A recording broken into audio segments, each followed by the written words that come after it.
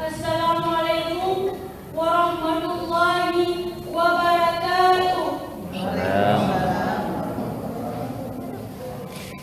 Doa seorang serdadu sebelum berperang. Puisi karya W.S. Redra. Tuhanku, wajahmu membayang di kota terbakar, dan firman-Mu terguris di atas ribuan kuburan yang dangkal. Anak menangis kehilangan bapa, tanah sepi kehilangan lelakinya. Bukannya benih yang disebar di bumi subur ini, tapi bangkai dan wajah mati yang sia-sia.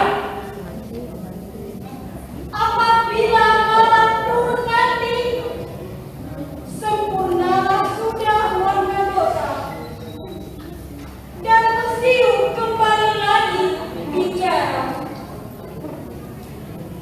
Waktu itu, Tuhanku, perkenankan aku membunuh, perkenankan aku menusukkan sanggulku.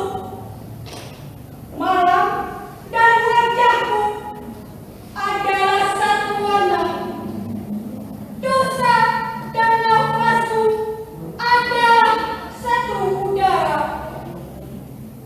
Tak ada lagi pilihan kecuali menyadari, biarpun bersama penyesalan, apa yang bisa diucapkan oleh bibirku yang terjaga, sementara kulihat kedua lenganmu yang capai mendekap bumi yang mengkhianatimu.